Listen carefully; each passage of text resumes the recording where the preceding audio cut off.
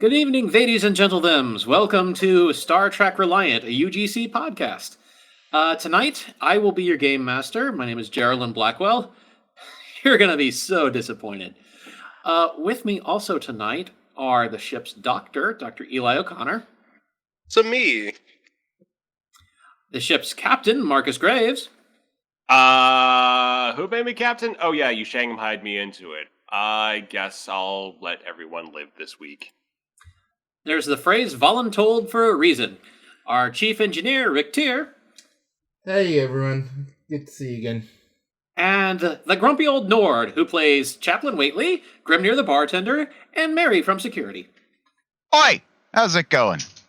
And last but not least, if he's on his mic, we've got Chorog, who's a member of the engineering department and also just generally our Nausicaan muscle for hire. Yo. And tonight, as I said before, I'll be the GM, so let's go ahead and get started. As we take us past the wonderful credits, which we don't tend to show anymore, the camera zooms in on a decrepit, aging space station, which the Reliant approaches slowly. Let me see if I can get this screenshot in there for the benefit of those who are actually playing the game. Imagine, if you will, a screenshot. Although, if you followed us in the Foundry, you'll know what this location is. See it with your mind's eye. Looming, impressive, and kind of janky. I was about to say, at this point in time, almost entirely janky. Sometimes the lights flicker in certain areas. But nonetheless, the USS Reliant is approaching starbase Magellan. And we zoom into the bridge of the starship, and we see Captain Marcus Graves sitting in his officer chair, as Kara Junrani turns around and says, I think we're getting a hail. It's kind of hard to tell through all the static. On screen, I suppose? She taps a few buttons. Nope, voice only. That's all I got. This is Starbase Magellan. Graves just gives Kara a look. The station was abandoned, right? Kara taps a button to mute the incoming thing. Yeah, it was abandoned, but they've asked us to come down and have a look at it. They've had some folks fixing it up. I imagine we're going to get to the bottom of that pretty quick. Yeah, okay, gotcha. I was simply curious on what level of... Anyway! Well, I mean, it looks like it's vaguely operational. It's definitely got life support. Sorry, it's been a tough week. Alright, let's put him back through. Hello? Can you hear me? We can read you now. Starship Reliant here. Okay. Welcome to Starbase Magellan. This is Engineer Gas. Hi.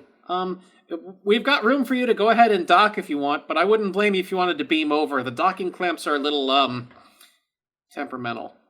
We can beam over and also see to some of those repairs, to give you a few more options. Oh, hey, thanks. We've only been here about 24 hours, but I think we've done a pretty good job so far. Alright, sounds good. Anything we should be, wary about? Power cables, life support fluctuations, any areas to the station to avoid? Well, most of the panels are off and open in areas we're working. You're probably going to watch where you step. Also, so you don't step on us. Okay. Right then. So we'll go ahead and beam over and provide what assistance we can. Roger that. Engineer Gas out. Kara turns around. Did you just warn us not to step on them? I suppose? Yeah. Well, just have to see.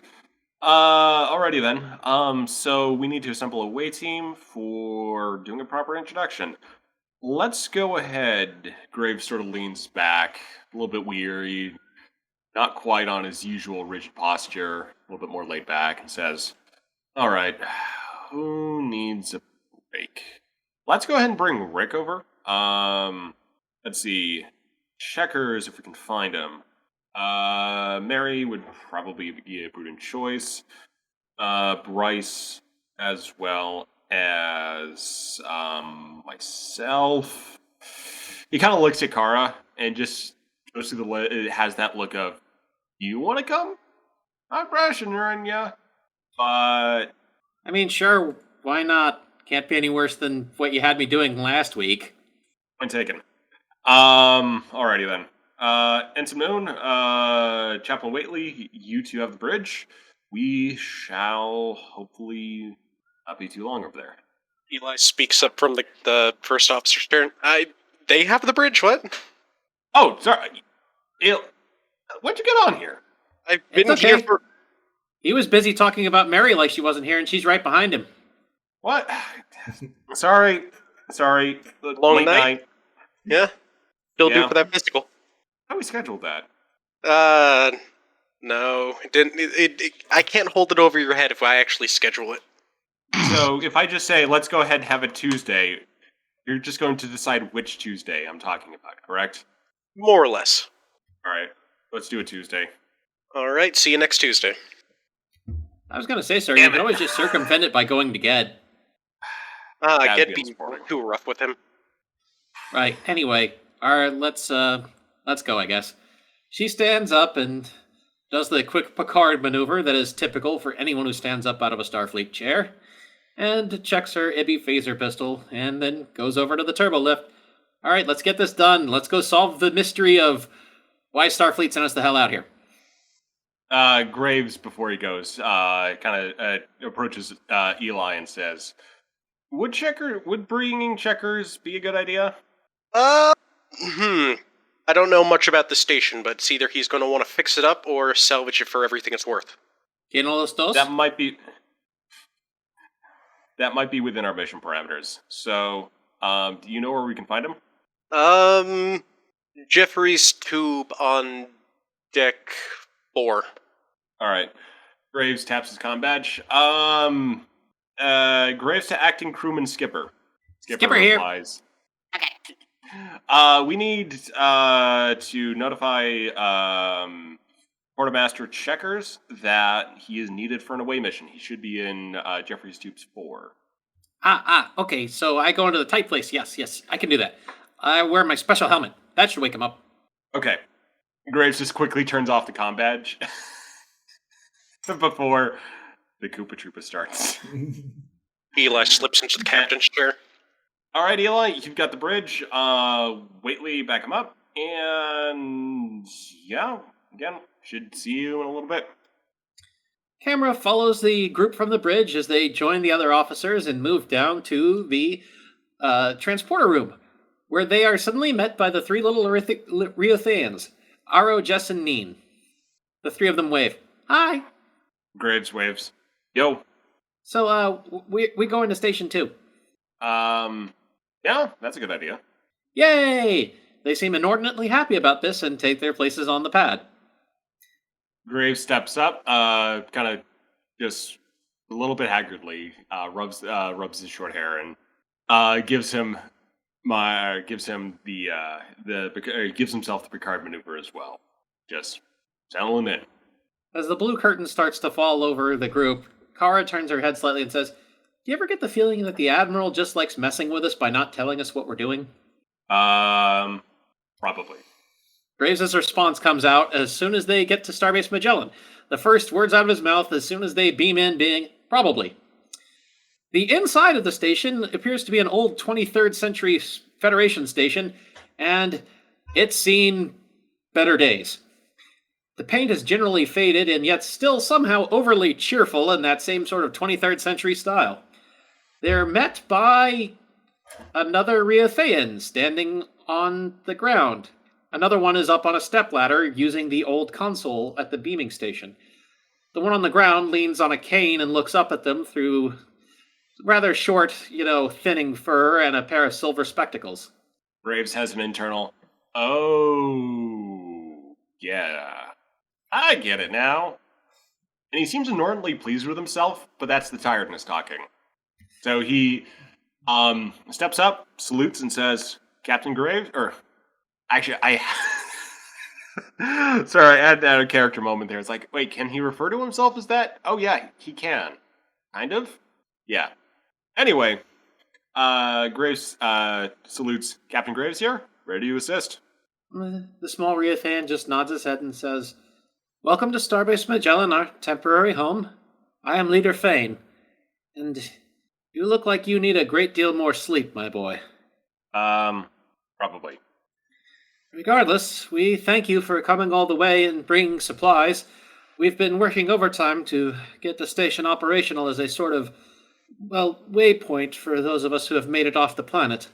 Starfleet has been quite helpful with dealing with the problems on Riothea, but, well, it's going to take some time before the entire planet is habitable again.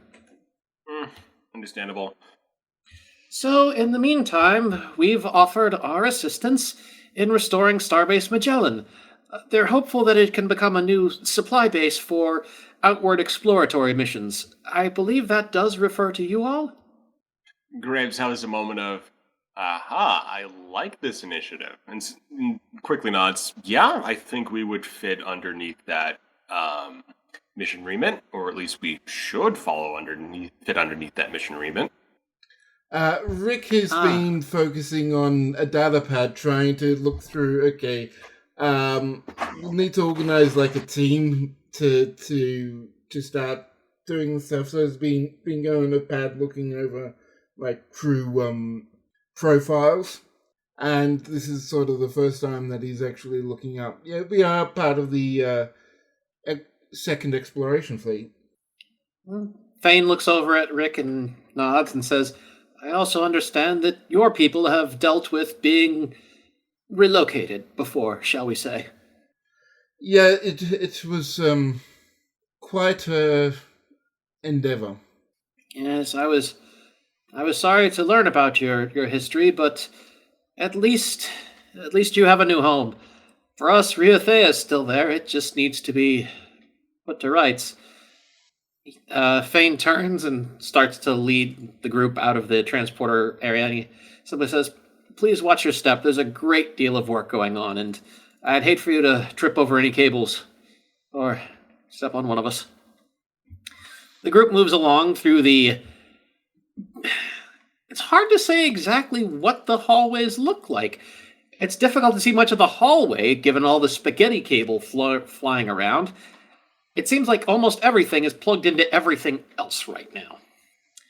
But Leader Fane leads the group onward to what looks to be a very old briefing room, and he hops up with some difficulty on the seat and then hops up onto the table and turns on the old monitor and gestures for the group to come over.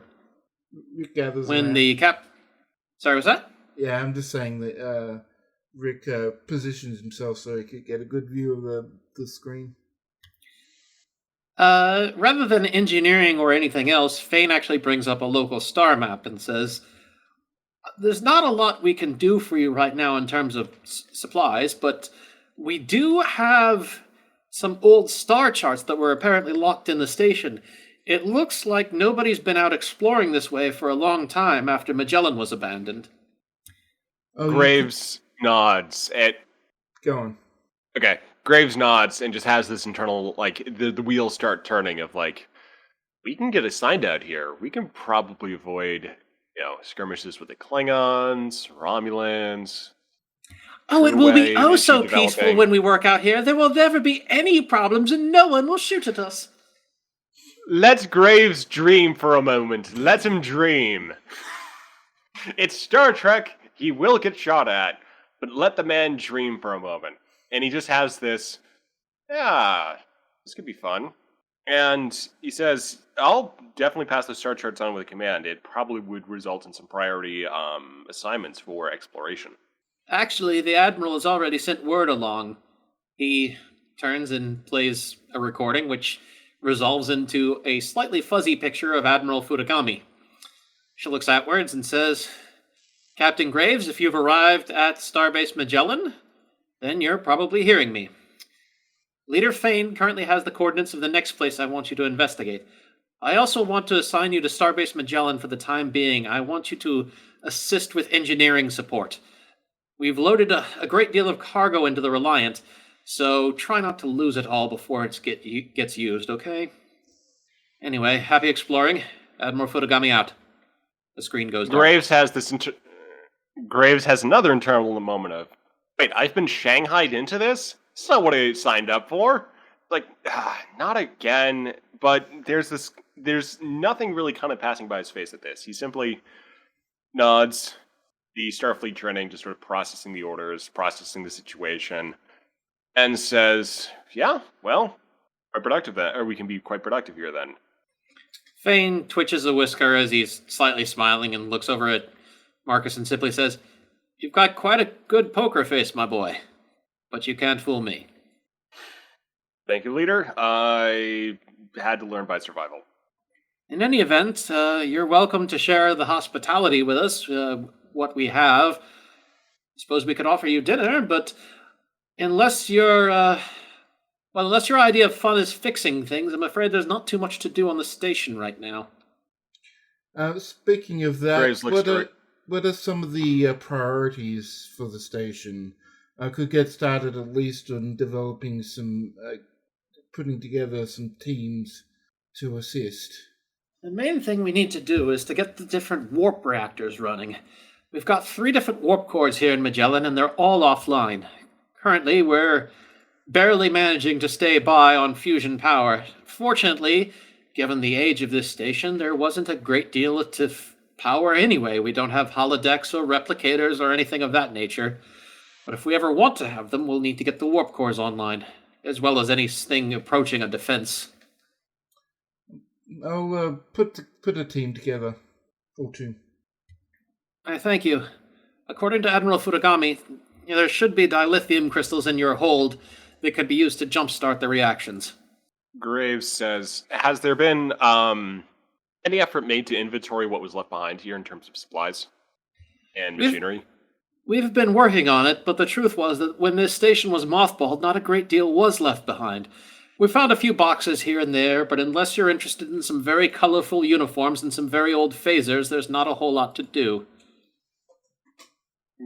Graves looks to Checkers and says, well, beyond that type of merchandise, do you want to poke around to see if you're able to find any bolt holes that any equipment may have been hidden in? I thought you would never ask. Checkers, Excellent. with a gleam in his aviators, runs off. Oh dear. Well, hopefully he'll contact us when he finds something, if he finds something. I'll send a team of runners to be able to grab anything he finds. Anyway, power is the primary concern, but after that we'll need to start setting up the space station for long-term habitation. That will include things like hydroponics and whatnot. I don't suppose you have a good science officer. Yeah, we've got a few. So, he has this moment of trying his best to not think about something. We should probably make sure... Well, it'd probably roll for this one. So, Whatever it is, he manages well enough to actually keep his thoughts away from Leader Fane. They're both fails. Exactly. well, yeah, Leader Fane failed. I haven't rolled yet. Oh, okay. I want to see if I can get a complication. Not over until it's absolutely confirmed. So, let's go. I would guess if you're trying to conceal something, it's probably Insight Command. Present? Oh, Presence. excellent. Probably presence. Presence Command also. I was actually okay, let's go with Insight because it's lower. Ah, dang it. Whatever it is, you Well, managed to keep the Grayson- secret from Leader Fane. Graves says, alright, yeah, I can send some people over. Any preferences on specialization? Well, someone who knows something about plants would be helpful, but right now we'll take just about anyone we can get. Most of my people only know what they've learned from the jumpstart programs that Starfleet has given us. Alright, so yeah, I can send Ensign Jigoro and Lieutenant Nissa over to help jumpstart those programs. Their expertise should both come in handy. Excellent. He looks over to the corner where, at this time point, it looks like Kara and Mary and the trio have all discovered a pack of cards and started playing cards at the end of the table. I see your crew is already making themselves at home.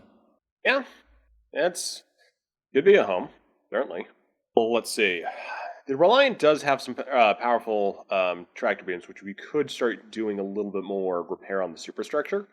As much as some of these smaller incidentals would be nice to set up, making sure that we have the fundamentals covered would be, in addition to the power and environmental systems, would be prudent. Well, everything is relatively stable for now. If you could help with the power, that'd probably be enough. But you have your own mission from Admiral Futigawa, don't forget. Indeed. Alrighty then. Unless there's anything else, we can probably get to work. Reconvene send a message, and we can you and I can reconvene to discuss any developments as well as any changes of priority that need to be made. Fane reaches over and taps a button near the monitor, and it displays the time. He looks at it and looks back. Well, how about we break and then meet back here for dinner, say in about an hour? That should give you some time to see what we're dealing with, and if there are any simple problems, you can deal with them then. For what it's worth, your crew are welcome to leave aboard the station, but unless they're big fans of the 23rd Century Federation, I don't know what they could find that they would like. I'll put out a general call to see if anyone, or basically and if anyone's willing to volunteer their services. We're sending out our crews, but at the same time, there's probably a lot of incidental work that needs to be done, and just about anyone on my crew is qualified to help out with that. So, yeah, we'll just see who comes by. As always, we are grateful to the Federation for your assistance. He bows, and the group is now dismissed, which at this point, I believe that it's best off if we take the camera and we follow Rick Tier. Alright, so is Chorog with us right now? Trog is with us if he wishes to be. He is part of engineering, as I recall. Trog, you out there, buddy? I'm here. Would you like to accompany Rick Tier and go help the rats set up some nuke reactors? Sure. Alright, so we'll download whatever schematics they have of the station and start on to whatever the closest warp reactor is. It's all state-of-the-art. You get an amazing wireframe model of the station. It was modeled in the station's own computer. In any event, the warp cores are laid out through the station vertically, so the nearest one to you is down approximately 3 decks. Well, this seems to be a better place to start. Let's see what we're dealing with, Chorog. I'll follow you. The group makes their way down. The turbo lifts are currently out of order, so they end up having to use some ladders to get down, and they end up having to dodge small Reutheians running this way and that, carrying scrap, wires, and tools. Yeah, Rick here is especially careful to be observant. Okay, actually, if you're gonna watch and be observant of these guys, give me an insight engineering roll. So that'd be 12. Ooh, 3 Wonderful. The work is quick and quiet, and they get into everything and out of everything very quickly. You notice that these Reutheians seem to be natural engineers. They're quickly restoring systems that they should know nothing about, and doing it amazingly quickly. And for your third success, you notice, most strangely of all, that there's no talking. All of this happens silently. Yeah, we knew they were communicating silently, right? You did. It's just that now you're getting a sense of exactly how widespread such communication is among their people. And it's like, it takes a moment for Rick T to remember that they are silent, but it sort of seems a bit off. Like, he's sort of expecting it to be much louder than it is, but there's an eerie silence. It is both impressive and slightly eerie. Chorog, on the other hand, does not quite notice this eeriness. He does notice exactly how well they're quickly working and getting along and making everything better for the station, though. The group moves... Their work is incredible. And rather impressive in that they're able to do it so silently. Rick Tier now look... It's rather unsettling. Rick Tier, looking just a little bit unsettled now, leads the engineers that he's brought with him, who are looking around in slightly stunned and kind of creeped out awe at the Reutheians working, into the warp core area. And here there's a rather chubby-looking Reutheian on a stack of books examining one of the control panels, which is half open. Greetings, I am Rick Tier of the Reliant. There's a slight wog, and the rat jumps and falls off the books onto the floor. Thump. They hop back up. Hi, I'm Engineer Gas. Gas. This is my team, Chorog, and whatever the other ensigns. The station needs some support with power. What have you been able to do with that so far? Well, so far I was mostly just taking it apart to figure out how it worked. But I think I've got a pretty good idea of how it works. So it looks like antimatter goes in here, matter goes in here, there's a big boom in there, and then energy comes out there. That is a rough estimation, yes? Yeah, it looks like most of the systems are actually computer controlled, so there wouldn't actually be that much for us to do once we got it running. However, the problem is all the computer systems, they're pretty much out of whack. We've been finding what parts we can and repairing them, but I'd reckon that we really only have enough to run the computers for maybe a third of the station right now. And then, of course, from what I'm told, these computers are all out of spec and obsolete anyway.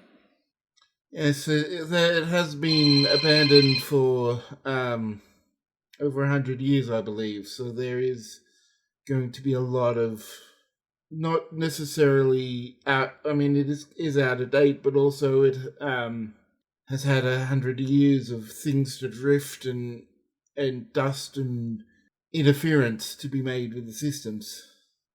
Yeah, you're lucky you weren't here when we first arrived. Boy, this place was dusty. Everyone was sneezing like... Wait, that's not important. He climbs back up the books.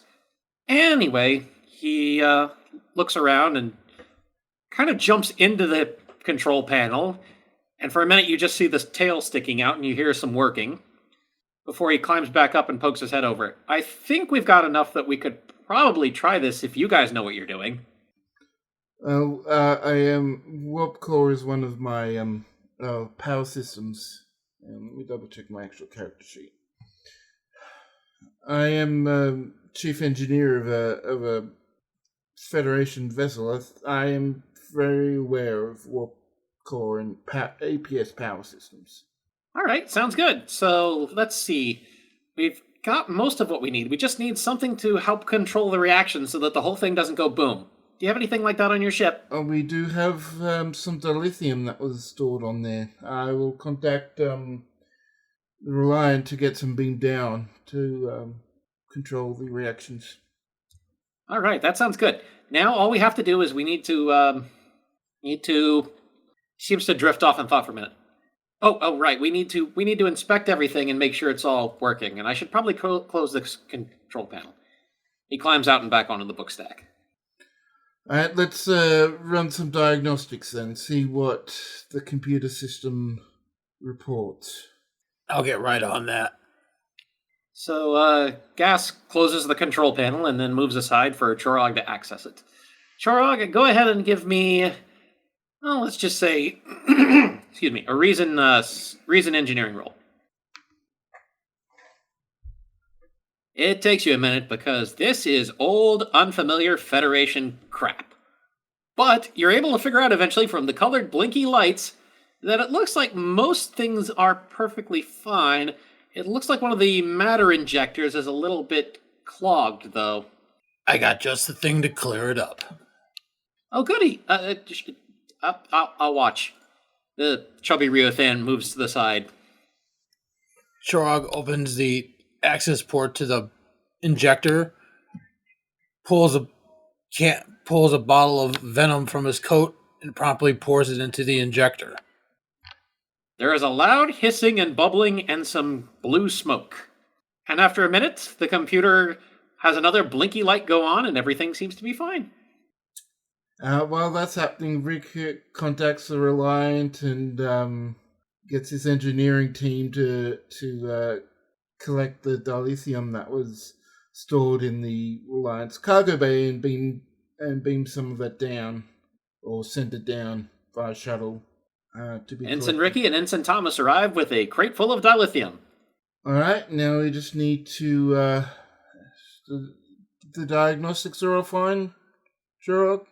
I'm still working on getting the diagnostics online. These old Federation systems are known to be finicky. Yeah, there's a lot of blinky lights here. Can you imagine how bad it would be if it turned out some of them were burned out and we couldn't see the whole thing? But everybody get all quiet. Rick just pulls out his tricorder to do a scan just to make sure that the interface is and all the blinky lights and everything that to do with the user interface is actually working correctly. Go ahead and give me a control engineering, Rick. That's 11 plus 5, so 16. Your tricorder reports that the light bulbs are all good and the duotronic relays are functional. Or duotronic relays, anyway. Alright, so everything seems to be functioning at satisfactorily anyway. Yeah, well, beggars can't be choosers. It's old, but if it works, it works. Alright, So the group... Go ahead. Alright, let's start getting this engine operational. Actually, can I check the APS conduits and make sure that that's all, that system is actually able to handle the output of the warp core? Sure, go ahead. Give me a, let's say, insight engineering. Okay, this should have my APS power systems focus. And 3 successes. So, looking it over, you can tell that the power cables are old, and they probably wouldn't be able to handle anything like what the Reliant can output, but fortunately they're only handling an old 23rd century warp core. So long as they don't push the core exceptionally hard, they should be able to handle the power output without any issue. Alright, the APS system is in line with the spec of the time. I wouldn't want to put anything modern through it, but it'll suffice for what it's doing. Well, you know what they say, get what you have working, then make it better. By this point, the team of ensigns has finished loading up the dilithium crystals and making sure all the other fuel supplies are set. Alright. So, want me to do it?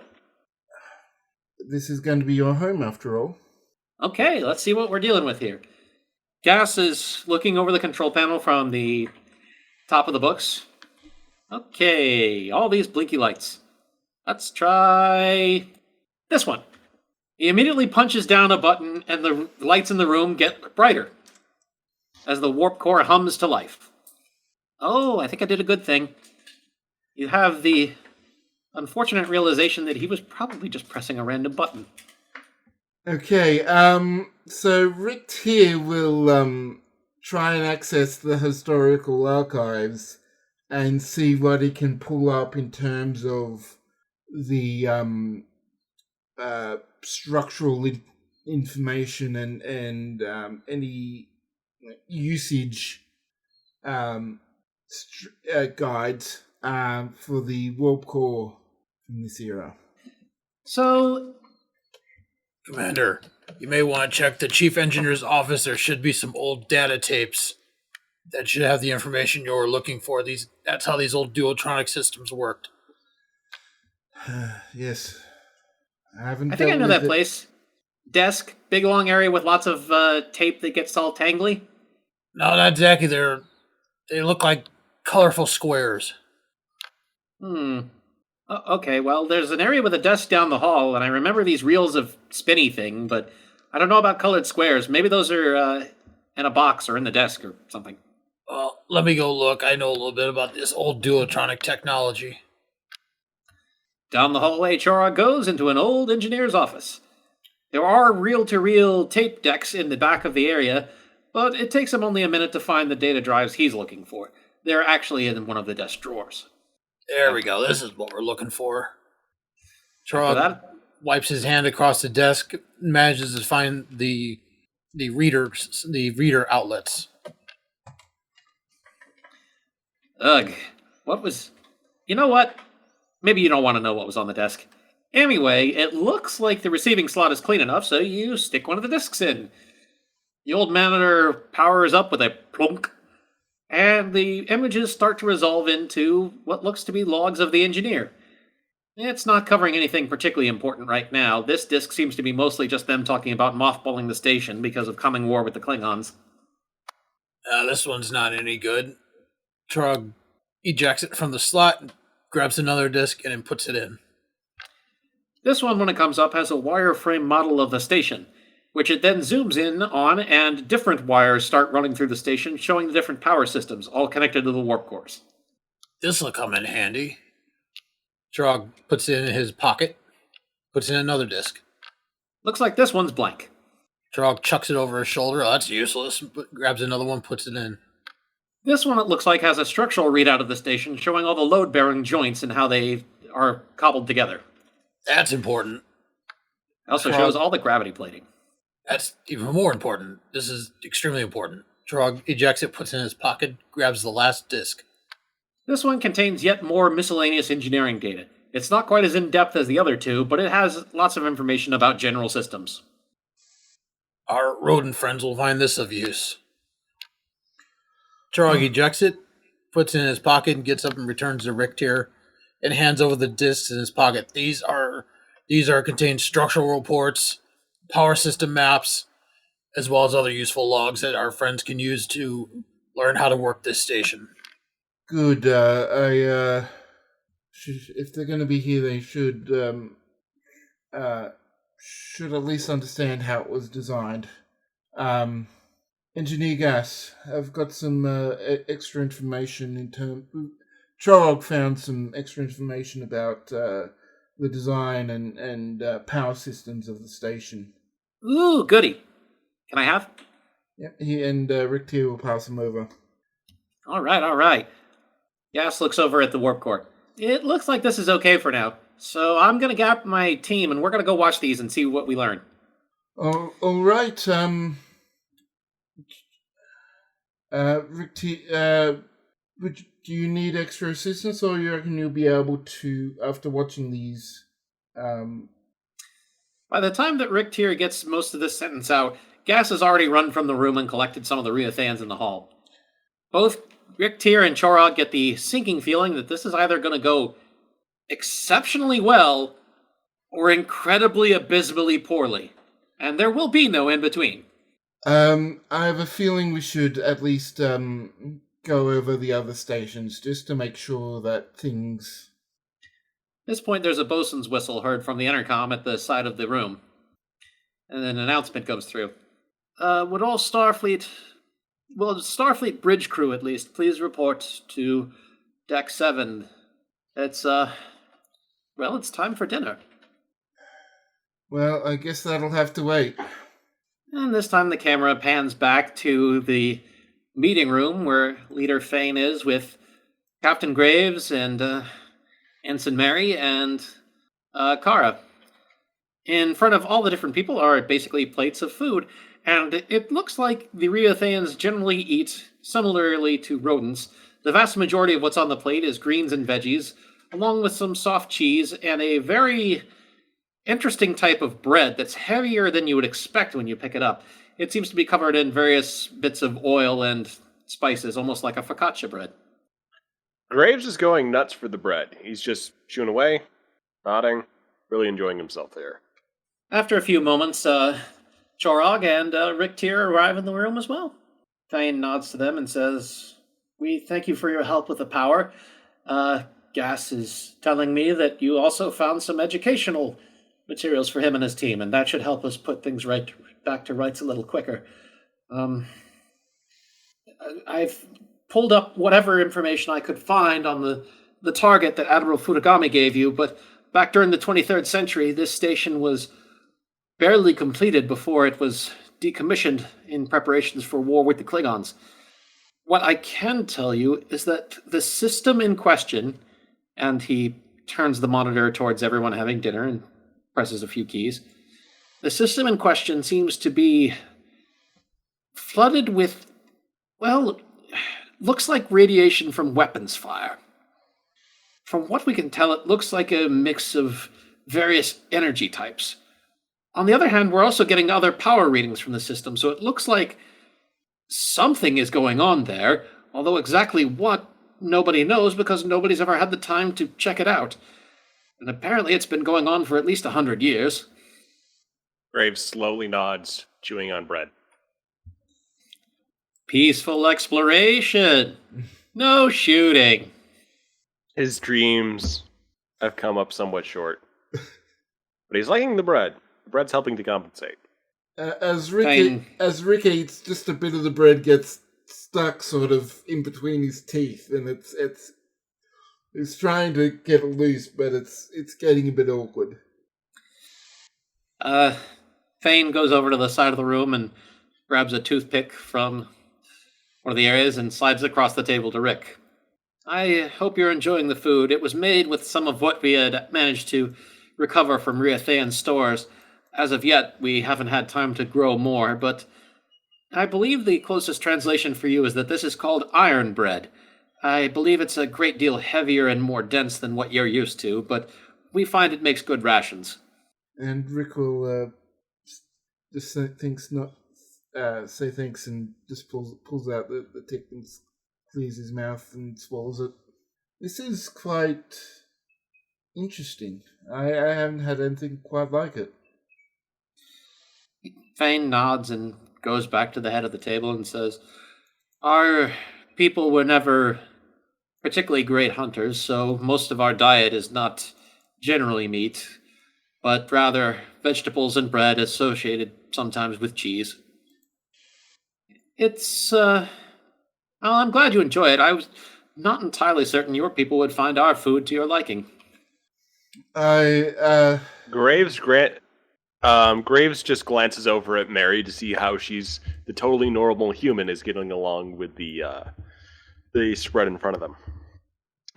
She's just sitting there observing, kind of smiling as she's watching everybody do their thing. She occasionally checks her tricorder, just kind of looks around, but Graves definitely notices she's just sitting there with kind of a bemused expression on her face. So she's not eating? Oh no, she's eating. Okay, just checking. We've had bread and similar things, but not this thick. Before. It's a specific type of grain grown on Riathea that we have.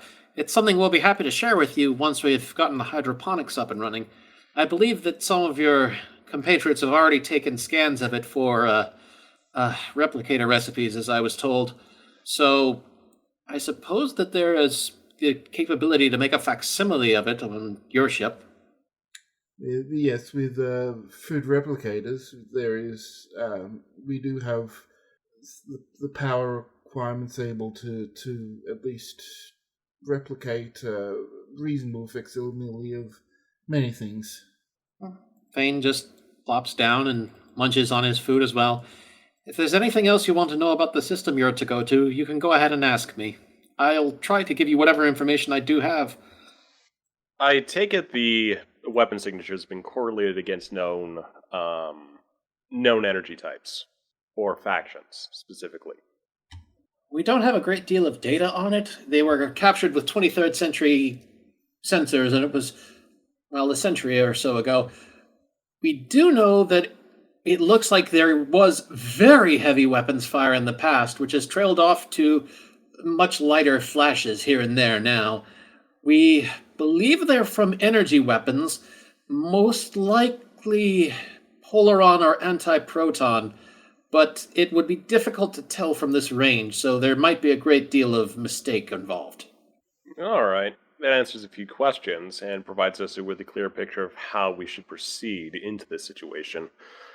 If it was other energy types, you might speculate that residual flashes could be some kind of direct communication network trying to use a tighter beam, but from the sound of it, it does look like we're going to be stepping into a bit of a Cold War, if not just a skirmish zone. Well, we do know that what's left of the energy discharges is taking place near the inner planets of the system. The outer planets of the system still have the residual energy signatures of what I presume was once bombardment, so you could probably start by investigating the outer planets before, well, walking into what you term a war zone. All right. Besides, and this mission could be problematic.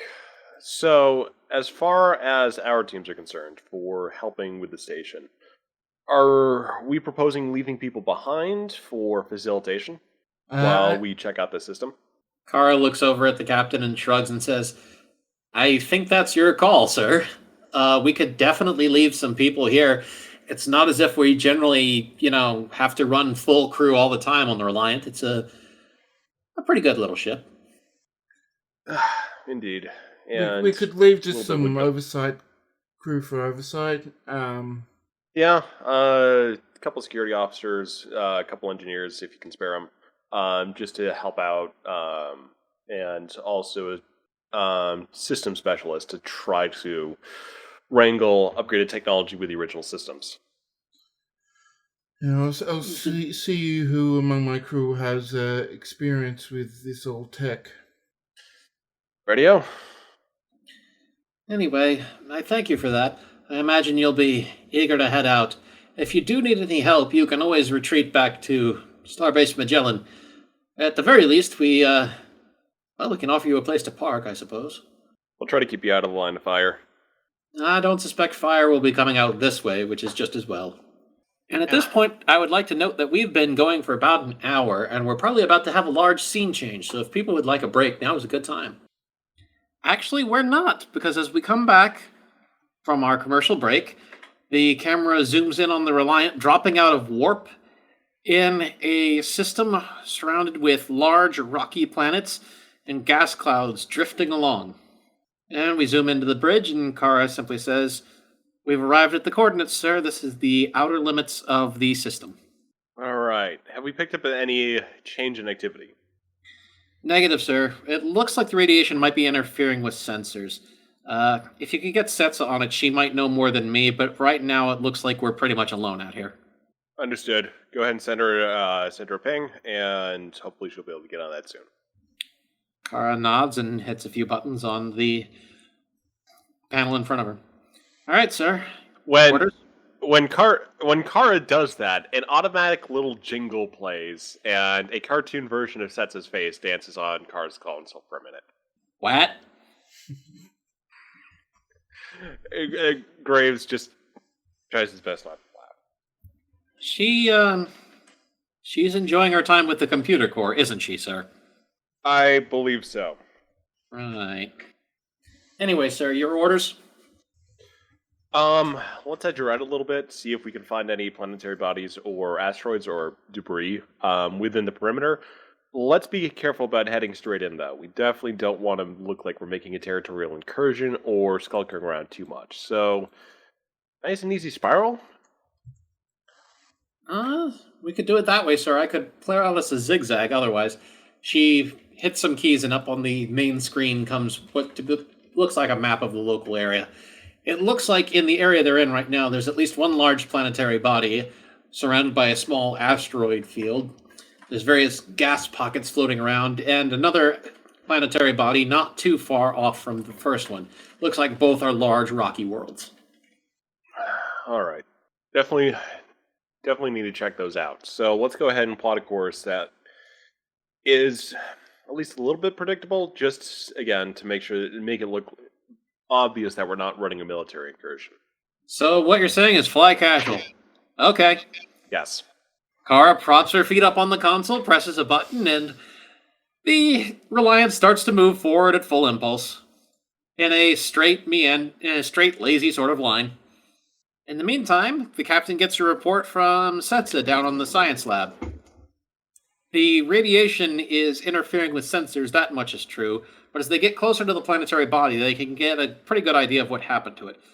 Some very advanced civilization, more advanced than the Federation currently is, bombarded the planet, what looks like, with heavy anti-proton beams, and basically obliterated the entire crust. All that's really left of the planet is a solid core that used to be molten, surrounded by various carbon and metallic asteroids. Graves orders. Let's go ahead and take a look at the metallic asteroids, see if there's any debris present or signs of excavation. Aye, aye, sir. Ship moves over, scans a few of the asteroids. The science officer on the deck currently, Nissa, simply says, "Looks like just parts of a molten crust, sir. I'm just seeing various iron, nickel, base metals, nothing that looks like manufactured, nothing mined." Oh, that's still informative. If there was a long-standing planetary industry here, they probably would have done something with that body. So, if not, give us a little bit of data. Chaplain Waitley, are you picking up anything here? That's a good question, is he? That's a good question. The dice will answer. Let's go ahead and have a Insight command roll seems like it would be appropriate.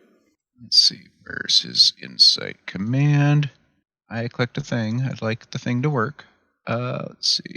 That would be a 15. 2 successes. You get a vague feeling that there are at least 2 different races in this system. And the dominant emotion that you get overall is fear, backed up slightly by hatred. I'm going to try to focus in on that to see if Whately can determine what it is that is causing the fear and hatred.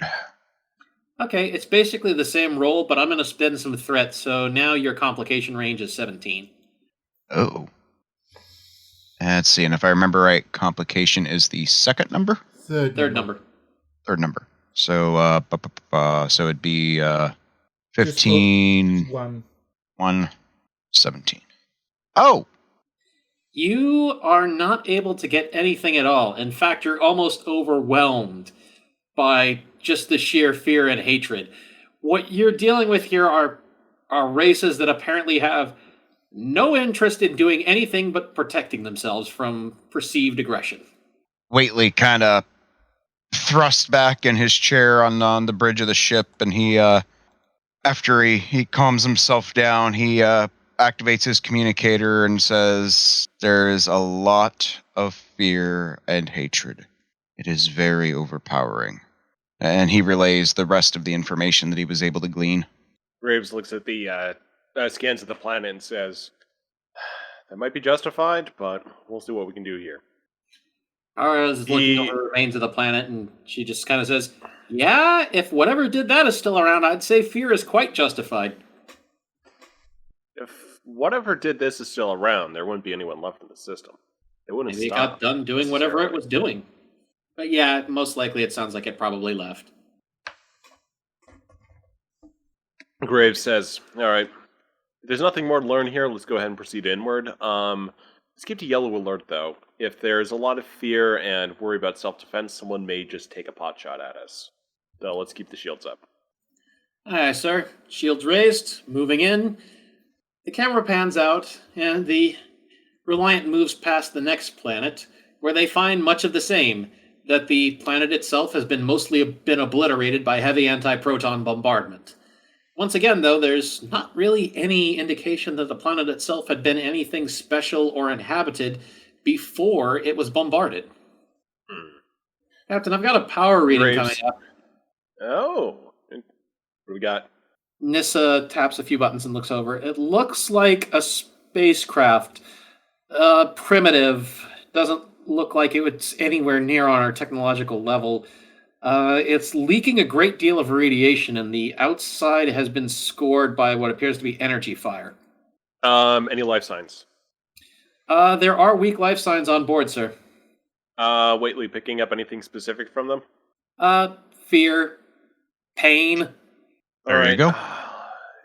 Whately, let's go ahead and have you down in sickbay, because we're probably going to be bringing wounded on board if we can.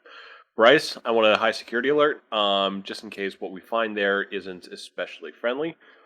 And on top of that, Dr. Eli, Yes, Captain. I want you to have a medical team standing by to triage any wounded that we bring on board if it comes to that. But let's go ahead and make sure we're prepared to handle this situation.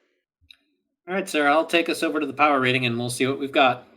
The Reliant moves in, and what they find is a small ship, more or less cigar or round, or, basically a cylinder with a pointed end, and it's smaller than even one of the Reliant's nacelles. It basically floats along through space. Parts of the hull are burned and molten, and there are some gaping holes in it. At least one area is leaking plasma. Graves says, let's see. Let's try to open a channel. Aye, sir, hailing. As they start to hail the ship,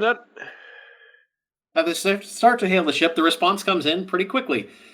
What passes for weak shielding on the ship flares to life, and it fires a energy weapon at the Reliant. The energy weapon glances off the shields of the Reliant. Mary, or whoever is working tactical, will tell you that this is an old laser-based weapon, and the shields are perfectly holding. This is no threat.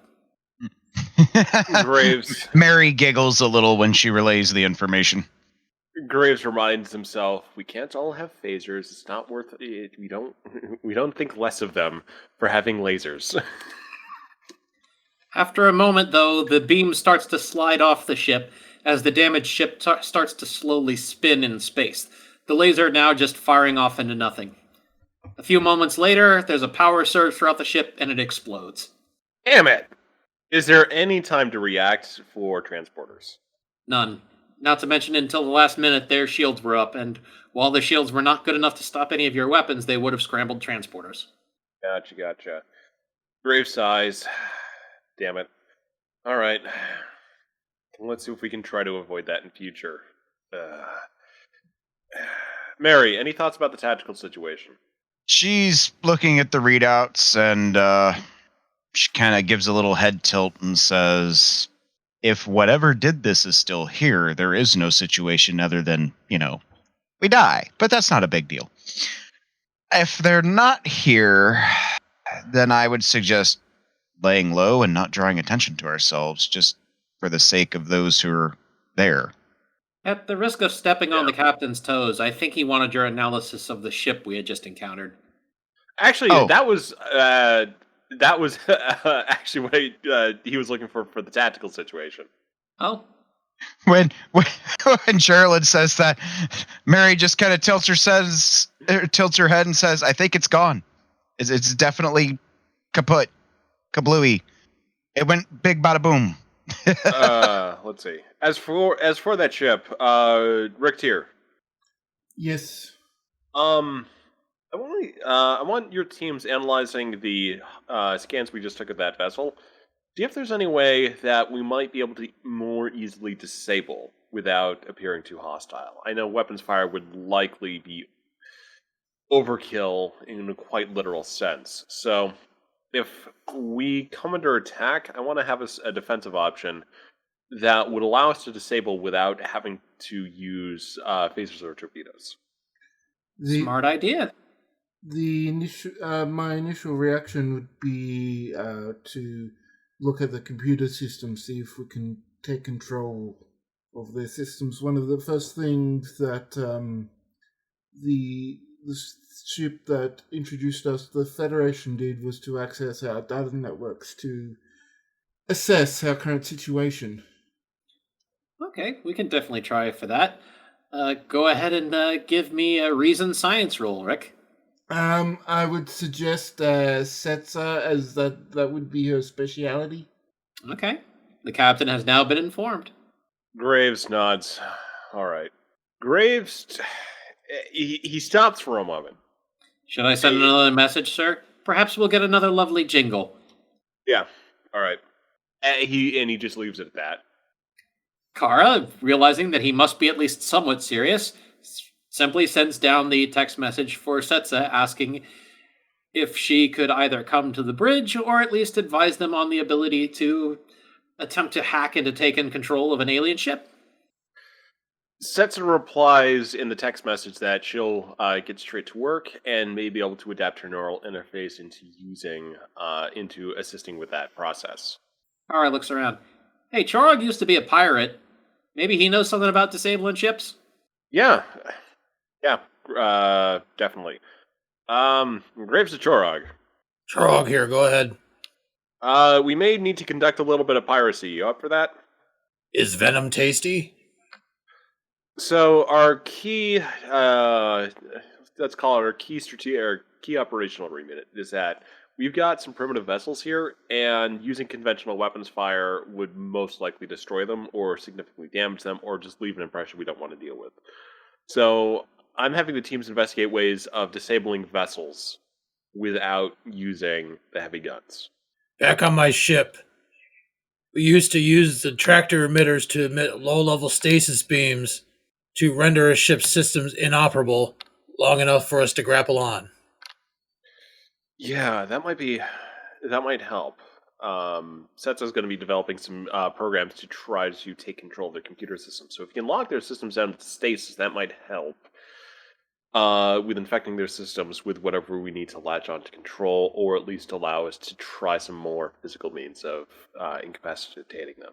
Yeah, if these are old ships, I wouldn't recommend using any kind of electromagnetic pulse because we don't know what their power systems are. An EMP pulse might overload their systems.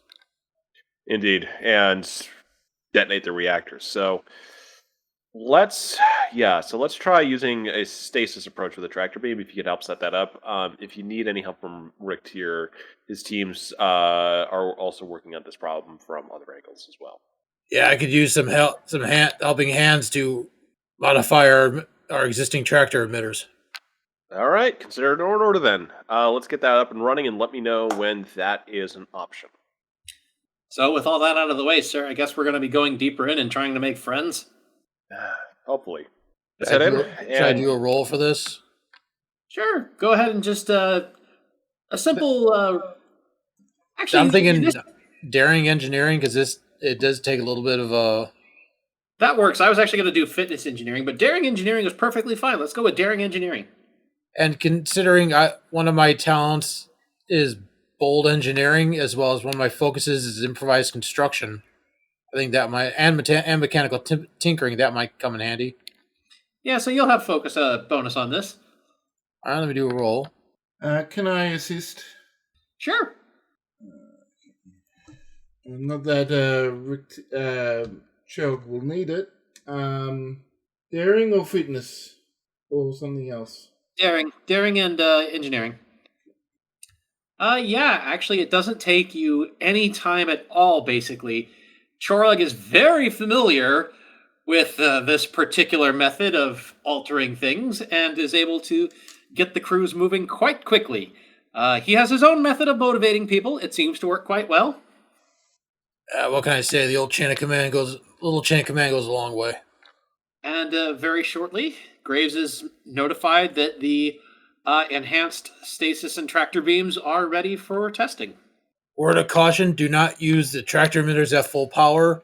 Keep them at 50% or below. If you put it at full power, you may crush the ship. Understood. Thanks for the heads up. And always remember, point away from face. Do not lick the main deflector while in operation. You know, I want to see somebody who actually tried that and had to have it written down. Anyway, sir, I'm ready to move us inward. We'll probably be, we'll be detected by somebody at some point. Presumably these guys have sensors. I mean, they're terrible ships, but they're still ships. Anything we can do to make the Defiant appear less hostile? Well, I don't know that anything would make the Defiant appear less hostile, sir, but as for us, we could just go with slightly less, power through all the systems. Graves just has this, God damn it look on his face, just reprocessing. Just, I'm not going to live that down, am I? You really do need to get more sleep, sir. I've been trying. All right. So, let's see. Yeah, unless we have any large inflatables we can tow behind us, I don't think there's really too much we can do. All right, let's just proceed inward then. Now, Chorog, monitor the tractor systems from engineering to make sure they behave properly. And Rick's just monitoring the power systems, making sure that things aren't too powerful. Setsa is working on the computer systems and trying to create a program that would allow her to use her neural interface to seize control of the ship. And she gets 3 successes. Science happened. Did we lose Kara? Cricket. Perhaps. Kara's anarchy! Uh-oh. Ho ho ho. Oh no! Time to burn everything down! No, we gotta hold here. Hold it. Hold the moment, folks. Hold the moment. And the sun just goes over and kills everything. We blow up the ship. Quick, raid the cargo bay while they're not looking. We can... We see you, but we cannot hear you. I've seen this horror movie. Yeah, I think Kara might need to refresh or try the browser versus the app. Here we go. Welcome to the magic of things that will be edited out in post. Or maybe Which not. means, No, they will. or maybe not, because when someone on a podcast says, "Oh, we'll edit that out," you will always hear that because it will never be edited out once someone's declared that. Because it's like, Looks we're like doing Dan- edit. Looks like Daniels has been messing with the timeline again. I was actually. Hey! Not everybody was- quiet. Now all of a sudden I realize I'm talking to myself. Oops. What was the last thing of mine that came across? I know the last thing Chorog said was something, or keeping an eye on the deflector to make sure. And we did the licking. Don't lick the main deflector. Jeez, I've been silent since then. Boy, I was... Okay. Yeah, last thing I said is that Chorog will be monitoring the tractor emitters from engineering to make sure they stay aligned. Yeah, I didn't get And that, then- so I was probably talking during that part, but none of you were hearing anything. Nope. Well, I was going to say that Kara basically takes the Reliant in slightly dampened power mode into more the center of the system. It looks like the center of the system has a large red giant star. There are 2 semi-habitable planets here. NISA reports that both planets show signs of being bombarded, but not in the same way that the outer planets were. In addition, there's a floating junkyard, essentially, between almost everything around here with various ships, some of which are cylindrical shaped and others which are triangular shaped, but basically on the same technological level. Graves nods. Just seems to corroborate, although interesting the pattern of bombardment, contrast between them. All right. Let's just keep poking around and see what happens. Nessa looks over and says, as far as the bombardment goes, sir, it looks like the inner planets have been bombarded by low-level energy weaponry and occasional nuclear warheads. Nothing like the anti-proton barrages the outer planets received. So, figure 2 species down in the core here of this system, while the outer core was more or less obliterated. That may have led to a provocation, both species blaming each other, and then that starts a war. One hypothesis to consider. Could they really be that stupid, though? I mean, couldn't they just look at each other and realize that neither of them have the technological base to do something like that? If they're already living in tribal fear of one another, then it's not necessarily that they believe it rationally, but it's just a convenient excuse to start shooting at each other. If there's that sort of bifurcation, which the technology would kind of suggest, but we'll see more if we actually get into contact with them. Okay. Do you want me to go hunting, or, Let's still keep to the passive snoop. If we take any too aggressive maneuver, it could be seen as we are some new warship from one of the other sides. Roger. Nissa goes back to her console. I'll be scanning, sir. I'll tell you if I find anything useful. Graves has a thought. If we want to appear disarming, I think better than just absolute, dead-faced confusion, has a small grin. Alright, let's try to find a little bit more. I've got a plan B when it comes to trying to make an introduction for ourselves. And it's a shit-eating grin. It's a Graves grin. Your plan is already scaring me, sir. Nissa turns and says, It looks like there probably aren't that many singular ships out here. It looks like they're mostly keeping to large fleets. Oh, wait, here. It looks like I found one. It looks like it's on sort of an observational kind of standby near one of the fleets. It looks like we might be able to catch them before or when the fleet moves. Separate them from the rest of the pack. Yeah, let's go do that and focus on trying to maintain or get a comm channel open to these people before trying anything too drastic with taking control of their ship. Do we have any connection to the communications network? Well, what I'm seeing here, sir, is it looks like most of the communications is going by via radio. So it looks like these guys probably can't communicate unless they're within very close proximity to each other. Or rather, they could, but everything they heard would be completely outdated. Alright, can we pick up any passive communications? The radiation is making it difficult. I'm getting bits and pieces. We might have enough for the universal translator to do something with, but I don't know that I have any useful information for you. Alright, let's go with plan A of trying to make first contact with one of the vessels and proceed from there. All right, sir. I'll see if I can creep up on him and try to separate him when the rest of the fleet goes. Kara is actually quite able to stealthily approach, and when the fleet goes to a low-level warp to jump to another area, she's able to quickly move in so that the other ship sees them and stops. It starts moving towards the Reliant. Well, I think I got their attention, sir. Open hailing frequencies. Opening hailing frequencies, sir. Trying on all radio channels that we have access to. The only response from the other ship is to raise its weak shields and to start firing at the Defiant, which is not exactly effective. Unidentified vessel. We have no idea what's going on here, and we'd appreciate a little bit of clarification to the situation. So the firing stops for a moment. You almost... In fact, Waitley can actually feel the confusion on the other ship as there are now probably people rushing into a meeting trying to figure out exactly what the hell is just going on and why someone was able to talk to them in their language. Waitley considers doing his usual mind fuckery, but Eli can probably sense him thinking to himself, they've got this. Graves says, do we have any indications that they have video signals? Negative, sir. Nothing yet. Looks like we've got a radio transmission coming in. All right, put it through. This is the fraction ship Destiny. We demand that you identify yourselves. How did you manage to crack our codes?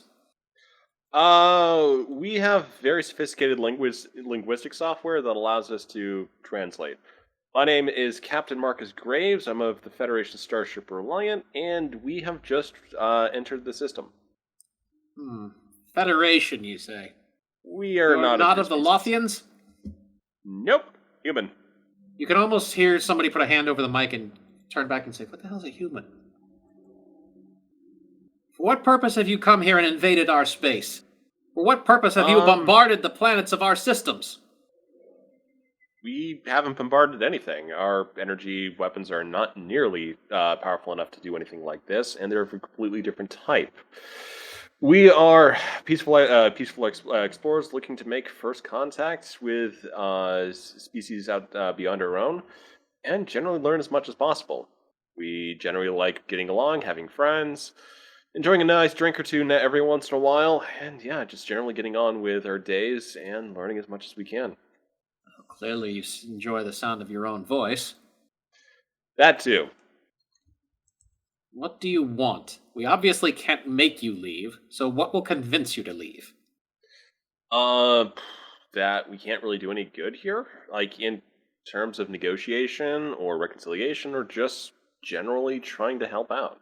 Not in any military campaigns, but just trying to settle down the situation as much as possible. We've seen the devastation, and yeah, if we can help, we can certainly will, but yeah, just trying to get something back to normalcy here.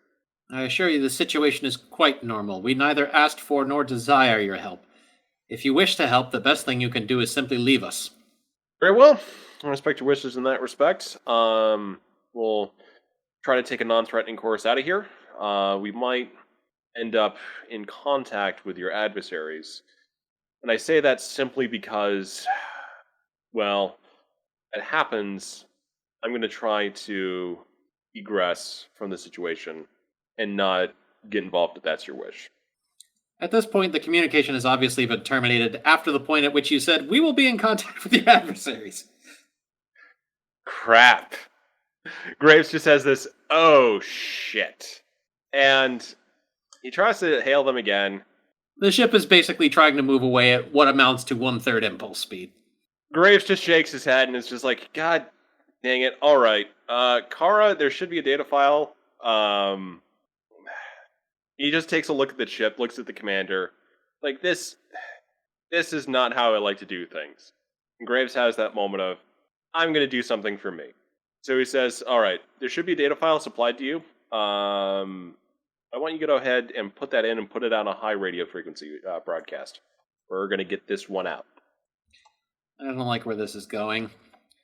She looks around for the data pack that she's been given and loads that into the communication system and starts it up.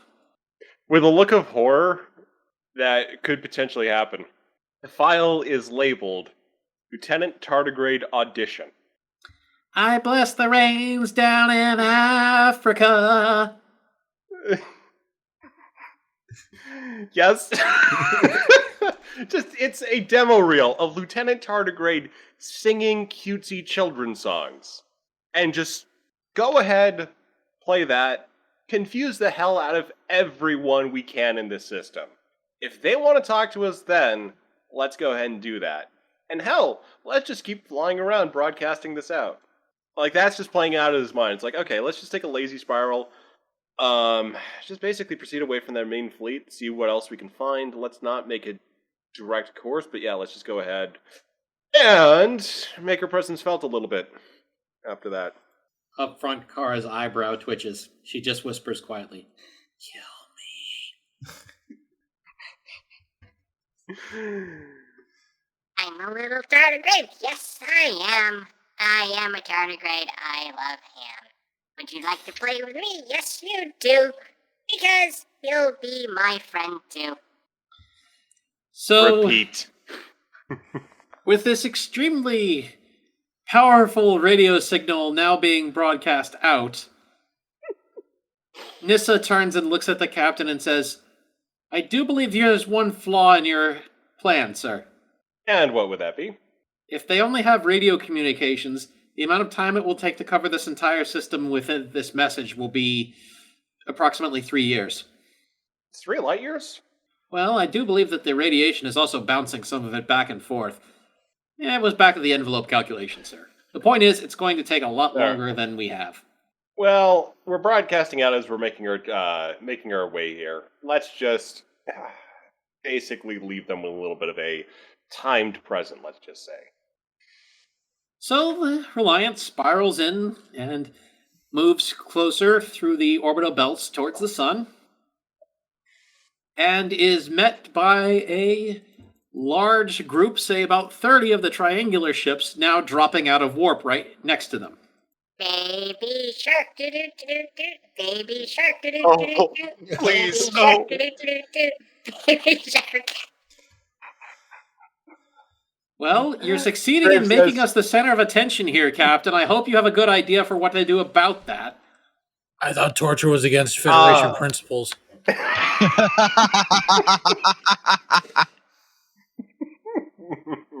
Graves says, okay, cut the transmission, open a hailing frequency to these people. You start to try to open a hailing frequency, and then another fleet of about 30 cylindrical ships drops out of warp on the other side of you. Graves says, alright. Why do I feel like we wandered in the middle of a shooting gallery? We probably did. Waitley, Yes? can you identify the commanding officers? I can endeavor to, Captain. Give me an insight command. Let's see. Insight command is the same. 3 successes. You With a are natural able 1. very quickly to pinpoint exactly who the commanders of both fleets are. Unsurprisingly, they're both in the lead ships leading from the front. They're either very brave or very stupid. Waitley relays the information with a bit of a there's like a slight timbre of chuckle to his voice as he explains this. Graves says, we're probably not going to get through to those idiots then. They've got a situation quite amenable to them. Let's see. And he's thinking. Waitley, would you be able to influence the emotional state of these individuals? I can certainly try, sir. There aren't enough bathrooms on the ship for everyone, just remember that. What would you like me to influence them to? I want you to impress on them the idea that they've made a terrible strategic mistake on a talk. Understood, sir. Let's have Presence Command. And I'm going to go ahead and give you a complication roll for threat on this. It's going to be 17 again. Let's see. Any focuses apply? Sure. I mean, he probably has focuses that apply here. Yeah, I've got a couple that definitely would apply. What was the roll you said again? Just complication 17. Presence Command. Presence command, so that'll be a 14. I'm going to use my psychology focus to basically make them realize that they should surrender. Ooh, that's evil Whately adding in a little. I forget, what did you, what does using your focus do? It makes the number of that basically your crit number. So, like, if your command was 4, your crit would then be 4 or less. Ah, okay. 3 successes, no complications. You don't exactly get a surrender, but you've definitely sown confusion, and both the fleets have kind of come to a stop. And I believe that that's where I think we're going to stop it for the night, as the Reliant is now in the middle of 2 different fleets of warships who hate each other, and now Whately has just confused the hell out of them by their commanding officers going, you know what, maybe we should surrender. Maybe war isn't the right way. And the rest of the bridge on those ships probably going, the hell? It's like it's mutiny time. And then what starts playing on top of that? Baby shark, do-do-do-do-do. Baby shark, do-do-do-do-do. Baby shark, do-do-do-do-do. Baby shark. As the madness spreads. I don't know if you guys are trying to stop a war or trying to start a new one. To be fair, I've had no input. I've been banished to the medbay dimension. and as we crawl back, we can just hear the sound of Baby Shark sung by Targrave just fading out as we pull back.